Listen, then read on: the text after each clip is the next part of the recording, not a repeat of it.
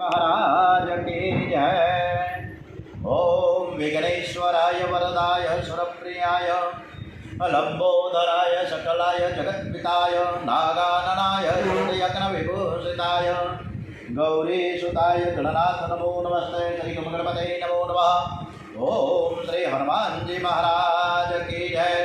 ओम श्री हनुमंते नमो नमः। श्री रामचंद्र भगवान की जय। ओम श्री गायत्री मात की जय।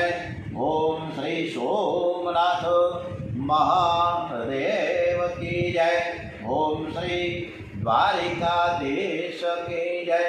श्री कृष्ण कन्हैयालाल की जय। श्री डोंगरे जी महाराज की जय। श्री सुखदेव जी महाराज की जय। श्री भागवत भगवान जी महाराज की जय। ओम नमो भगवते वासुदेवाय। श्री भारत माता की जय। ओम श्रीमद् भागवत रसामृत आज 20મી તારીખ છે। આજે 21મી તારીખ ઓકે। અને ભાદરવી અમાસ અને સર્વ પિતૃ અમાસ છે। રવિવારનો દિવસ છે 21મી સપ્ટેમ્બર અને રવિવારે આજની કથા આપણે તમામ પિતૃઓને સમર્પિત કરીએ। આપણા વડીલો આપણા પૂર્વજો જે સ્થિતિમાં જ્યાં વિચરતા હોય ત્યાં સરસ રીતે એનું સ્થાન લઈએ અને આપણા ઉપર અમી દ્રષ્ટિ કૃપા દ્રષ્ટિ વરસાવતા રહે એવા ભાવ સાથે આજની કથા આપણે શ્રી કૃષ્ણ પરમાત્માને સરસ રીતે સંભળાવીએ છીએ। એવા ભાવ સાથે બોલીએ છીએ ગિરિરાજ ધરણ કી જય। આજે ગિરિરાજની કથા તરફ આપણે આગળ વધીએ છીએ। ઇન્દ્ર રાજાએ જ્યારે વરસાદ પડ્યો ને ત્યારે પ્રભુએ ટચલી આંગળી ઉપર ગિરિરાજ ધારણ કર્યો છે। અંગૂઠા ઉપર નહીં, વચલી મોટી આંગળી ઉપર પણ નહીં, પરંતુ નાનકડી અંગૂઠાની બાજુમાં, અંગૂઠા તેની બાજુ વિરુદ્ધ દિશામાં જે ટચલી આંગળી છે એ ટચલી આંગળી ઉપર કેમ ધારણ કર્યો? બીજી કોઈ આંગળી કે અંગૂઠા ઉપર કેમ નહીં? તો ટચલી આંગળી છે ને સત્વ ગુણનું એક સ્વરૂપ છે। સત્વ ગુણ બ્રહ્મ સંબંધ કરાવે છે, બ્રહ્મ સંબંધને ટકાવી રાખે છે। સત્વ ગુણને વધારે તો વાસનાનો વરસાદ સહન થાય છે। સત્વ ગુણ સંયમથી વધે છે। સાદું ભોજન કરો, પવિત્ર ગ્રંથનું વાંચન કરો, સત્વ પ્રધાન એવા સાધુઓનો તમે સત્સંગ કરો। જ્ઞાન ભક્તિ વધારનારી આ લીલા છે, એનું નામ છે ગોવર્ધન લીલા। જ્ઞાન ભક્તિને વધારવા માટે આપણે શું કરવાનું કે ગોવર્ધન લીલા એક રહસ્ય છે। કેવું રહસ્ય છે કે પૂજા કરનાર કૃષ્ણ ભગવાન અને ગિરિરાજના જે શિખર ઉપર બિરાજમાન છે એ ગોવર્ધનનાથજી, એ સ્વરૂપમાં પણ શ્રી કૃષ્ણ, બંને કૃષ્ણ, ઉપર કૃષ્ણ નીચે કૃષ્ણ, પૂજ્ય અને પૂજક આ બે એક થાય। સેવ્ય અને સેવક એક થાય, ભક્ત અને ભગવાન એક થાય તો જ ભક્તિ વધે છે। અહીંયા શ્રી કૃષ્ણ એટલે કાનુડો છે એ ભગત છે અને ગિરિરાજના સ્વરૂપમાં જે કાનુડો છે એ ભગવાન છે। ભક્તિ વધે એવી ઈચ્છા હોય તો ભગવાનને સાથે એક થઈ જાઓ। બ્રાહ્મણો પૂજા કરતી વખતે અંગન્યાસ કરન્યાસ કરે છે। એક એક અંગમાં પ્રભુની સ્થાપના કર્યા પછી પૂજા થાય। જે પ્રભુ જેવો હોતો નથી તેની પૂજા ભગવાન સ્વીકારતા નથી। દેવો ભૂત્વા યજત દેવમ, શિવો ભૂત્વા યજેત શિવમ। ગોવર્ધન લીલા એ પછી રાસલીલા આવે। પહેલાં તો ગોવર્ધન લીલા જ આવે। જ્ઞાન અને ભક્તિને વધારવાનો જે પ્રયત્ન કરે છે એને જ રાસલીલામાં પ્રવેશ મળે છે। સુખદેવજી મહારાજે આ સરસ મજાની ગોવર્ધનની કથા કહી છે અને આ કથા 7મું વર્ષ કાનુડાને બેઠું હતું ત્યારે થઈ। નંદ બાબા દર વર્ષે ઇન્દ્રનો યજ્ઞ કરતા હતા। રામ સાથ વ્રજે કૃષ્ણ રહે છે એક દિત્યની। ગોપોને કરતા જોયા તૈયારી ઇન્દ્રના યજ્ઞની તૈયારી થવા લાગી। 7 વર્ષના કૃષ્ણ નંદ બાબાને પૂછે, બાબા આ તૈયારી શાની કરો છો? ત્યારે નંદ બાબા કહે છે કે બેટા આપણા સર્વ દેવતાઓ સર્વ દેવોનો જે રાજા છે ને ઇન્દ્ર, એને રાજી કરવા માટે આપણે યજ્ઞ કરીએ છીએ. ઇન્દ્ર રાજા રાજી થાય ને તો વરસાદ પડે, અનાજ ઉત્પન્ન થાય. ઇન્દ્ર છે એ વરસાદનો આધાર છે. ઇન્દ્રનો અભિમાન દૂર કરવા પ્રભુએ લીલા કરી છે. શ્રી કૃષ્ણ નંદ બાબાને સમજાવે છે કે બાબા તમે ઇન્દ્રની પૂજા કરો છો, મને ગમે, હું ઇન્દ્રને માનું છું, પરંતુ તમે એમ કહો છો કે ઇન્દ્ર દેવોનો રાજા છે, એ બરાબર નહીં. બાબા મેં તો એવું સાંભળ્યું છે કે જે અશ્વમેઘ યજ્ઞ કરે છે તે ઇન્દ્ર થઈ શકે. ઇન્દ્ર સ્વર્ગનો રાજા છે, ઇન્દ્ર ઈશ્વર તો નથી ને. આ ઇન્દ્રને સ્વર્ગનું રાજ્ય જેણે આપ્યું છે એ ઇન્દ્રનો રાજા, ઇન્દ્ર જુદો છે. બાબા આ 4 દિશાના 4 માલિક દેવો છે. ડોંગરેજી મહારાજે 4 માલિક દેવો આપણને વર્ણવ્યા છે સરસ મજાના. પૂર્વ દિશામાં જગન્નાથ સ્વામી બિરાજમાન થાય. દક્ષિણ દિશાના માલિકદેવ છે રામેશ્વર દાદા. પશ્ચિમ દિશાના માલિકદેવ શ્રી દ્વારિકાનાથ. અને ઉત્તર દિશાના માલિકદેવ બદ્રીનાથ છે. બદ્રીનારાયણ ઉત્તર દિશાની સમાપ્તિ થાય અને આગળ જઈએ તો એટલે હિમાલય આવે. પશ્ચિમ દિશાની સમાપ્તિ દ્વારિકામાં થાય છે. આગળ જાઓ એટલે દરિયો આવી જાય. દક્ષિણ દિશામાં શ્રી રામેશ્વરથી આગળ જાઓ તો કન્યાકુમારીમાં સમુદ્રનો સંગમ થાય છે, સમુદ્ર ભેગા થાય છે. દક્ષિણ દિશાની ત્યાં સમાપ્તિ છે. પૂર્વ દિશાની સમાપ્તિ જગન્નાથપુરીમાં થાય છે. આ 4 દિશાના 4 માલિકદેવ ખૂણામાં બેઠા છે. પણ બાબા મારો આ ગોવર્ધનનાથ તો સર્વનો માલિક છે, તેથી મધ્યમાં બેઠો છે. બાબા આ ગોવર્ધનનાથ સર્વ દેવતાઓનો દેવતા છે. ઇન્દ્રને સ્વર્ગનું રાજ્ય આપનાર ગોવર્ધનનાથજી જ છે. બાબા તમે મારા ગોવર્ધનનાથની પૂજા કરો. ઘણા વર્ષો થઈ ઇન્દ્રની પૂજા તમે કરો છો, પણ તમને ઇન્દ્રના કોઈ દિવસ દર્શન થયા? એટલે નંદ બાબા કહે ના, મને દર્શન તો નથી થયા. તો કનિયો કહે કે એ છે ને એ અભિમાની દેવ છે. ઘણા વર્ષોથી તમે પૂજા કરો છો તો દર્શન કેમ ન આપે? આપવા જોઈએ કે ન આપવા જોઈએ? તો આપવા જોઈએ, પણ નથી આપતા. એનું કારણ શું કે એનામાં અભિમાન છે. મારા ગોવર્ધનથી તમે પૂજા કરો ને ગોવર્ધનનાથની, ત્યારે તરત જ દર્શન આપે. મને તો અનેક વાર એના દર્શન થયા છે. તમને સાચું કહું, મને ઘણી વાર થયા છે. બાળકોએ કહ્યું કે લાલાનો ઠાકોર છે ને એ તો જીવતી જાગતી જ્યોત છે. ગોવર્ધનનાથની પૂજા થાય તો જે માંગે તેને પ્રસાદ મળે છે.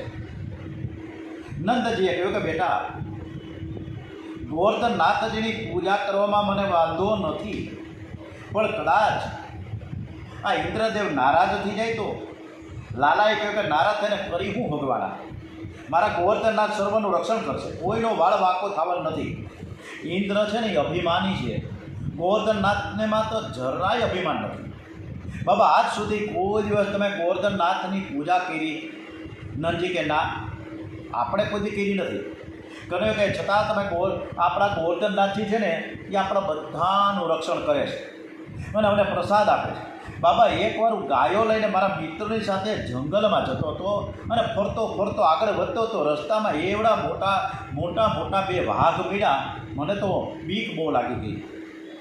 અને ત્યારે ગિરિરાજની ગુફામાંથી 4 હાથવાળો એક દેવ બહાર આવ્યો અને દેવે વાઘને માર્યા. જ્યારે હું તેને પગે લાગવા ગયો ને ત્યારે મારા માથે એને હાથ પધરાવ્યો. મને કહ્યું કે ગિરિરાજમાં રહેનાર ગોવર્ધનનાથ એ હું જ છું.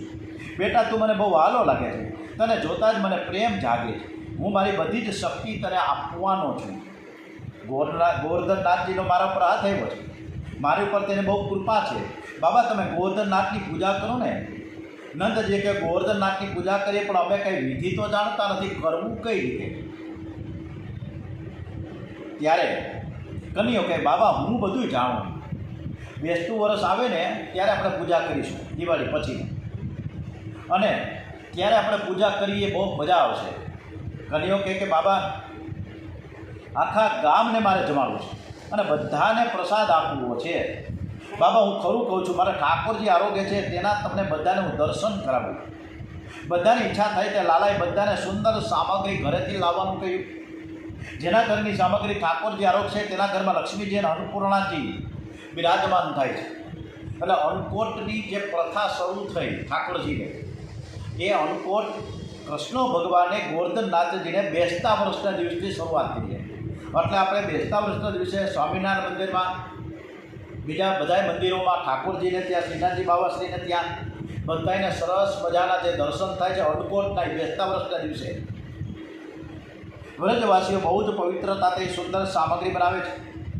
બેસતા વર્ષના દિવસે સૌ ગિરિરાજ મહારાજના ચરણમાં આવ્યા છે. શાસ્ત્રોમાં એક વર્ણન આવ્યું છે કે ગોવર્ધનનાથને 1000 મુખ છે અને અનેક મુખ છે, પણ પ્રધાન મુખ તો જતીપુરામાં છે, જેને મુખારવિંદ કહેવાય છે. જતીપુરા બહુ સરસ મજાનું અદ્ભુત, અને એ જતીપુરામાં ગોવર્ધનનાથજી જે બિરાજમાન છે, બરોબર એની સામે પણ ઠાકોરજીની બેઠકજી છે, વલ્ભાચાર્ય શ્રી.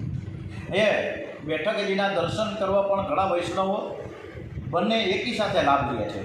ગોવર્ધનનાથજીના પણ દર્શન થાય, જતીપુરાના મુખારવિંદના, સાથે સાથે સામે જ બિરાજમાન બેઠકજીના પણ દર્શન થાય. ખૂબ જ અદ્ભુત સ્વરૂપ છે. મથુરાથી લગભગ 25 થી 30 કિલોમીટર જતીપુરા ગામ આવે છે. અને જતીપુરાને જ્યારે ગોવર્ધનનાથની આપણે પ્રતીક્ષા કરીએ ત્યારે જતીપુરા રસ્તામાં આવે. પછી જતીપુરાથી આગળ વધીએ એટલે પૂંછડીકા લોટ આવે, જે રાજસ્થાનમાં છે. આ ગામથી રાજસ્થાનમાં છે, પૂંછડીકા લોટ આવે. અને ત્યાં મધુમંગલ નામનો સખા કૃષ્ણ ભગવાનનો એનું મંદિર છે. અને એમ કરીને આખી પ્રદક્ષિણા જ્યારે થાય, ઘણા વૈષ્ણવો સરસ મજાની કરે છે. એમાં બહુ સરસ મજાનો ભાવ છે. અને આજે જ ત્યાં પરિક્રમા માર્ગ છે, નાની પરિક્રમા અને મોટી પરિક્રમા વૃંદાવનમાં. એટલે કોઈ અનુકૂળતા હોય એ પ્રમાણે લાભ લેવાય. વાહનથી જઈ શકાય છે, હાલીને પણ જઈ શકાય. દંડવત નમસ્કાર કરતાં કરતાં પણ ઘણા વૈષ્ણવો જાય છે. અને પ્રેમાનંદજી મહારાજ વૃંદાવનના એ સંત મહાત્મા રાતના 2 વાગ્યાથી રાતના 4 વાગ્યા સુધી, સવારના 4 વાગ્યા સુધી સતત એ પ્રદક્ષિણા કરે છે એ પરિક્રમા માર્ગ ઉપર. અને હજારો લાખો માણસો એના દર્શન કરવા માટે ત્યાં ઉમટે છે. એવા અદ્ભુત એવા પ્રેમાનંદજી મહારાજ કે વર્ષોથી ને બંને કીર્તિ ફેલ છે, છતાં પણ રાધે રાધે રાધે રાધે એકદમ રટણ સતત ચાલુ છે. એને જરાય બીક નથી લાગતી. રોજ ડાયાલિસિસ થાય, રોજ કાયમ ડાયાલિસિસ સવારના 6 વાગે, અને પાછા સત્સંગ કરવા બેસી જાય તો સવારના 10, રાતના 1:30 વાગે ઉઠે, સવારના 10 વાગ્યાથી સતત ને સતત આ કામ ચાલુ હોય એનું. અને પછી થોડો આરામ કરે. મનથી ગિરિરાજ મહારાજના દર્શન કરો, એવી ભાવના કરો કે અત્યારે હું ગોવર્ધનનાથજીના ચરણમાં બેઠો છું. મનથી કોઈ પુણ્ય કરે છે. કૈલાસબેન, તમારો માઇક્રોફોન બંધ કરજો. ગોવર્ધનનાથનું સ્વરૂપ અતિ દિવ્ય છે. ગોવાળો સાથે બધા જ વ્રજવાસીઓ ત્યાં આવ્યા છે, ગાડામાં સામગ્રી ભરીને લઈ આવ્યા. બેસતા વર્ષે ગોવર્ધનનાથજીની પૂજા કરે છે. શ્રી કૃષ્ણ સર્વદેવોને માન આપે છે, જે બધાને માન આપે મોટો. ગોવર્ધન પૂજાના પ્રારંભમાં લાલાએ કહ્યું કે પહેલાં તો ગણપતિ મહારાજની પૂજા કરવી જોઈએ. પહેલાં ગણપતિ બાપાને વંદન કરીએ, પૂજા કરીએ. ગણપતિની પૂજા વિના ગોવર્ધનનાથની પૂજા થાય નહીં. કૃષ્ણ ભગવાન પણ, ઠાકોરજી મહારાજ પણ પહેલાં ગણપતિ બાપાનું સ્મરણ કરે છે. વિઘ્નેશ્વરાય વરદાય સુરપ્રિયાય લંબોદરાય સકલાય જગત્પિતાય નાગાનનાય શ્રુતિયજ્ઞ વિભૂષિતાય ગૌરી સુતાય ગણનાથ નમો નમસ્તે. શ્રી ગણપતે નમો નમઃ. ગણપતિ મહારાજ છે ને વિઘ્ન હરતા છે. વેદોમાં ગણપતિ મહારાજના મહિમાનું, ગણપતિ બાપાનું મહિમાનું વર્ણન ખૂબ થયું છે. ગણપતિ મહારાજની પૂજા કરે છે. પુણ્ય હવન વચન થયું પછી ગોવર્ધનનાથની પૂજા કરે. બ્રાહ્મણો વેદ મંત્રો બોલે છે અને વૈષ્ણવો પ્રેમથી પ્રભુના નામનું કીર્તન કરે છે. ગોવર્ધનનાથ ઉપર દૂધથી અભિષેક કરે છે. અભિષેકમાં બહુ સાવધાન. ત્યાં પણ આપણે જ્યારે જતીપુરા જઈશું ને ત્યારે કદાચ આપણે આવતા પુરુષોત્તમ મહિનામાં જો અનુકૂળતા હશે તો આપણે વૃંદાવનમાં પુરુષોત્તમ મહિનામાં મે મહિનાના વેકેશનમાં ત્યાં કથા કરીશું, ભાગવત કથા. અને બધે જ દર્શન કરવા માટે બસ દ્વારા પરિભ્રમણ કરીશું. બ્રાહ્મણો વેદ મંત્ર બોલી રહ્યા છે. હરે ઓમ જગનેન જગન્મય જંત દેવાસ્તાની ધર્માણી પ્રથમાન્યાસન તે અનાકં મહિમાનસ ચંદ યત્ર પૂર્વે સાધ્યા શાંતિ દેવા નાના સુગંધે પુષ્પાણી યથા કાલોદ્ભવાનિ જ પુષ્પાંજલિ મર્યાદત ગૃહાણ પરમેશ્વર ઓમ ભૂર્ભુવઃ ઓમ શ્રી ગોવર્ધનનાથ કી જય. અભિષેક થઈ રહ્યો છે. ગોવર્ધનનાથ પર દૂધથી અભિષેક થાય છે. અભિષેકમાં બહુ સાવધાન રહેવાનું છે. દૂધની ધારા અખંડ રહેવી જોઈએ, ખંડિત ન થવી જોઈએ. ધારા ખંડિત થાય તો અભિષેકનો ભંગ થાય છે. અને જટીપુરામાં એ મુખારવિંદ એ ઠાકોરજી મહારાજને ગોવર્ધનનાથજીને જે દૂધનો અભિષેક થાય છે અવિરત ચાલુ છે. ઘણા બધા ભક્તજનો પોતાની રીતે શક્તિ મુજબ દૂધ લઈ આવે, કોઈ હાંડો લઈ આવે, કોઈ આખું કેન ભરીને લઈ આવે, કોઈ એક લોટો ચડાવે, પણ દૂધનો અભિષેક રોજ કાયમ થાય. દૂધની ધારા ખંડિત થાય કે ન થાય, પરંતુ તમારા મનની ધારા ખંડિત ન થવી જોઈએ. મનની ધારા ભગવાનના ચરણમાં પડવી જોઈએ. મન સતત પરમાત્માના ચરણનું ચિંતન કરે, સ્મરણ કરે, એ જ અભિષેકનું એક રહસ્ય છે. અભિષેક કરતાં મનમાં લૌકિક કોઈ વિચાર આવવો ન જોઈએ. દૂધની ધારા ખંડિત થાય તો ભગવાનને ખોટું લાગતું નથી. કારણ કે ભગવાન કહે છે કે તારા મનની ધારા મારા ચરણમાં પડી રહી છે. વ્રજવાસીઓ દૂધથી અભિષેક કરે છે. ગિરિરાજથી શ્રી યમુનાજી દૂર છે. બાળકો યમુનાજીનું જળ લઈને આવ્યા છે. ગિરિરાજનું સ્વરૂપ એવડું મોટું વિશાળ છે. બાળકો થાકી ગયા. ઠાકોરજીની સેવા કરતાં કરતાં, એને સ્નાન કરતાં શરીર થાકી જાય. ખૂબ જ પસીનો નીકળવા લાગ્યો. પરમાત્માને વંદન કરીને કહો કે મારા હાથે કાંઈ થતું નથી, મેં તો પરમાત્માને દયા આવશે. માનવ પસીનો પૈસા માટે પસીનો પાડે છે, ખૂબ મહેનત કરે છે, પણ પરમાત્માને માટે મહેનત કરતો નથી, પસીનો પાડતો નથી. બાળકો થાકી ગયા. લાલા, તારા ઠાકોરજી આવડા મોટા છે તો અમે હા થાકી ગયા. ક્યાંથી પાણી ભરીને એને સ્નાન કરાવે છે, પણ કેટલું પાણી લેવું. લાલાએ પ્રાર્થના કરીને કહ્યું કે હે ગોવર્ધનનાથ, તમારામાંથી ગંગાજીને પ્રકટ કરો. ગિરિરાજમાંથી ખળખળ કરતા ગંગાજી પ્રકટ થયા છે. બોલીએ શ્રી માનસી ગંગા માત કી જય. ગંગા જળથી ગોવર્ધનનાથજીનો અભિષેક કર્યો છે, સ્નાન કરાવ્યું છે. પછી તો શ્રી કૃષ્ણ ગોવર્ધનનાથનો સુંદર શૃંગાર કરે છે. પીળું પિતાંબર પહેરાવ્યું છે, કેસરી ઉપરાણા છે. લાલો ઠાકોરજીનો શૃંગાર કરે પછી તો પૂછવાનું જ શું. આ જગત લાલાએ કેવું બનાવ્યું છે. બધાના ચહેરા જુદા જુદા બનાવ્યા છે. એકનો ચહેરો બીજાની સાથે મળતો આવતો નથી. અને 16 આની મળતો આવે તો જગતમાં ગરબડ ઊભી થઈ જાય. મોરનું ઈંડું ધોળું હોય છે, અને તે ઘોડા ઈંડામાં ભગવાન અવનવા રંગ કેવી રીતે પૂરતો હશે. મોરનું ચિત્રાવન, એ કોણ ચિત્રકાર હૈ, એ કોણ ચિત્રકાર, એ કોણ ચિત્રકાર હૈ, એ કોણ ચિત્રકાર હૈ, એ કોણ ચિત્રકાર. આ જગતનો ઉપર પ્રભુનો પૂરેપૂરો પ્રભાવ છે.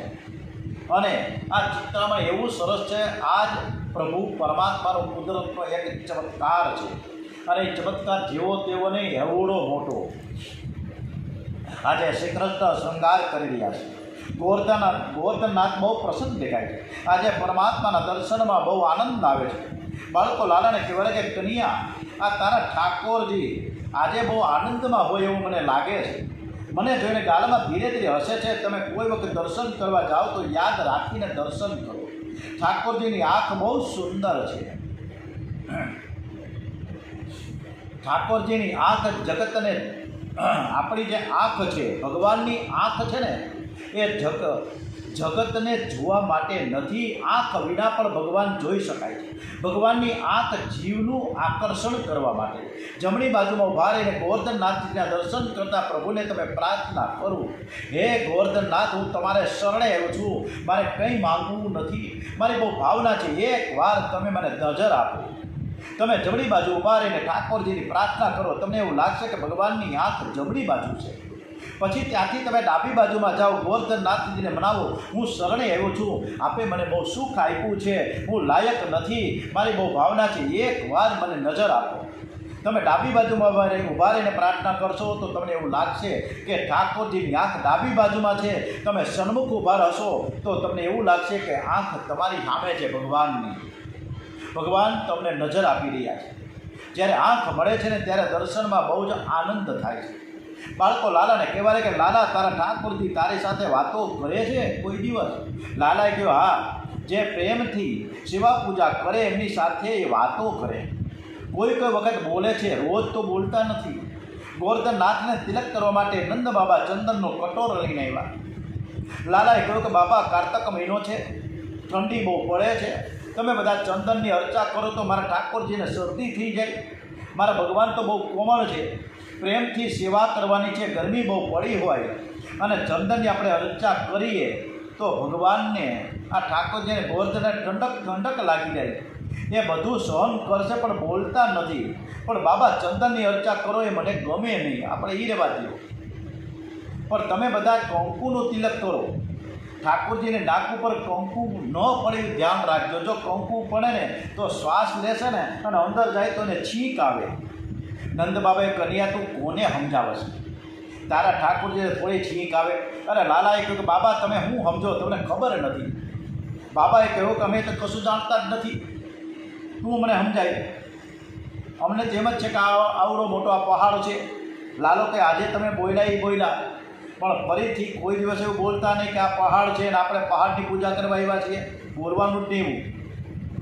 પૂજા છે એ જળની થતી નથી, ચેતનની થાય. બાબા પહાડ જેવું જે સ્વરૂપ છે તો ઠાકોરજીનું ભૌતિક સ્વરૂપ છે.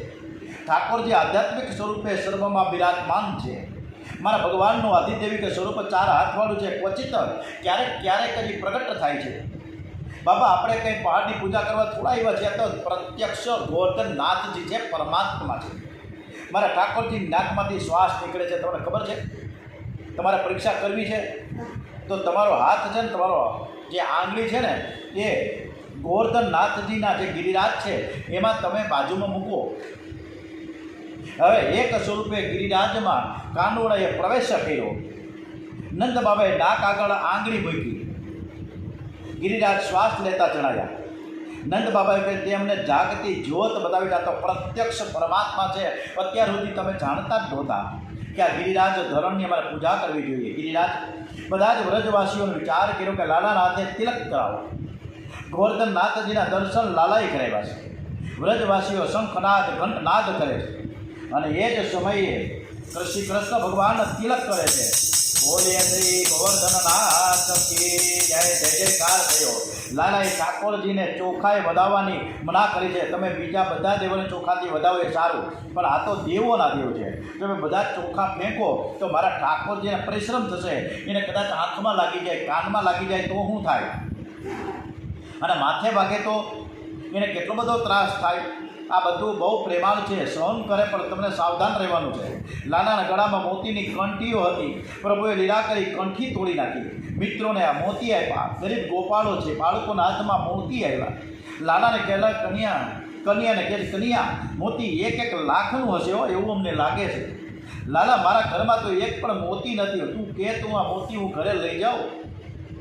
લાલાએ કહ્યું કે સેવામાં મન મોટું રાખો. આ મોતીથી મારા ઠાકોરજીને તમે વધાવશો તો આવા મોતીથી તમારા ઘરની કોઠીઓ ભરાઈ જશે. બાળકે લાલા તો પછી અમે વધાવી જ લઈએ. આ જીવને ખાતરી થાય કે મને કંઈક વધારે મળશે, મારા ઉપર કૃપા કરશે, ત્યારે થોડુંક વાપરે છે. વાપરીશ તેથી વધારે મળશે, મને લાભ થશે એવી ખાતરી થાય તો જ એ કાઢે છે, નહીંતર જલ્દી કાઢે નહીં.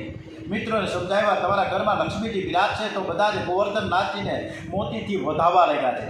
બોલે શ્રી ગોવર્ધનનાથ કે જય. બાળકોએ લાલાને પૂછ્યું કન્યા હવે કરવાનું હું? હવે પછી હું? કન્યાએ કીધું કે હવે મારા ઠાકોરજીને ભૂખ લાગી અને તેથી સામગ્રી ભગવાનની સન્મુખ પધરાવો. ભગવાનની સન્મુખ સામગ્રી પધરાવે છે. તુલસીજી અર્પણ થયા. શ્રી કૃષ્ણ લીલા અતિ મધુર છે.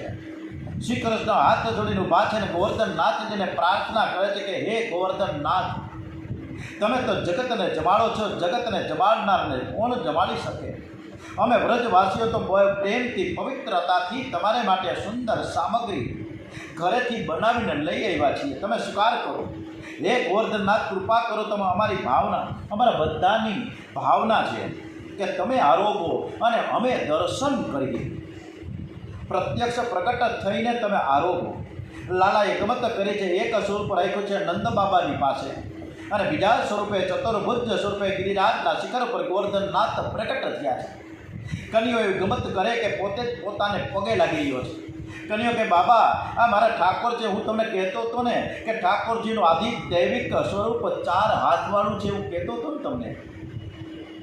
શ્રી કૃષ્ણ વંદન કરે છે ત્યારે બધા જ વંદન કરે. હે ગોવર્ધનનાથ, તમે આરોગો.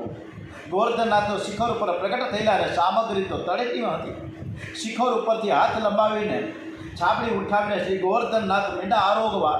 ગોવાળો આશ્ચર્યચકિત થયા, રાજી થઈ ગયા. લાલા, એ લાલા, તારો ઠાકોર ખાઈ રહ્યો છે, ભોજન કરી રહ્યો છે, સામગ્રી એક પછી એક ઉઠાવી રહ્યો છે.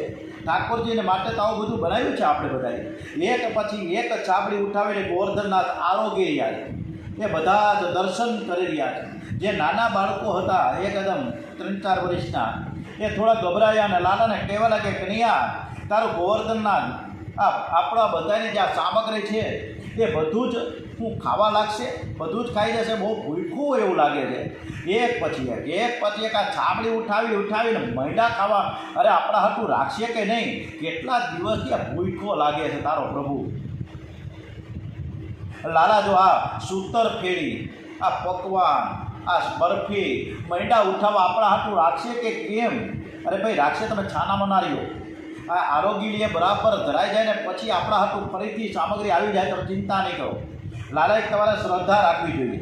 મારા ઠાકોરજી જે ઘરમાં ભોજન કરે છે ને, એ ઘરમાં લક્ષ્મીજી, અન્નપૂર્ણાજી પધારે છે. તમે બરાબર દર્શન કરતા નથી. ડાબી બાજુમાં લક્ષ્મી છે, આજે તો સામગ્રી વધારે છે. તમે જમાડવામાં ઉતાવળ કરો એ બરાબર ન કહેવાય. શાંતિથી જમાડો અને શાંતિ રાખો. બાળકો કે લાલા, તારા ઠાકોર જમે છે ત્યારે મારે કરવાનું હું?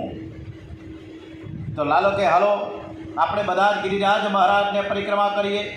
અને બધા જ પરિક્રમા કરતા શ્રી કૃષ્ણ ગોવિંદ હરે મુરારે, હે નાથ નારાયણ વાસુદેવા. એમ કરતા ધૂન ભજન કરતા ગિરનારની પરિક્રમા કરતા રહીએ. અને ગિરિરાજની પરિક્રમા કરતા રાધાકુંડ આવે છે અને તેની રજ અતિ પાવન છે. ગોવર્ધનનાથની આરતી ઉતારી, બ્રાહ્મણોને સાધુઓને પ્રસાદ આપ્યો અને પછી તો વ્રજવાસીઓની પંકત પડી. બાલકૃષ્ણલાલ પીરસવા નીકળ્યા છે. માલિક પીરસવા જાય છે. બધાને સમજાવે કે આ પ્રસાદ દેવોને પણ દુર્લભ છે. તમે બધા જ પ્રેમથી પ્રસાદ આરોગજો, પણ જરાય છાંડશો નહીં, એટલું મૂકવાનું જ નહીં. બધા જ વ્રજવાસીઓને આનંદ થયો. પ્રસાદ લીધા પછી બધા જ વ્રજવાસીઓ ગિરિરાજના ચરણમાં સૂઈ ગયા છે.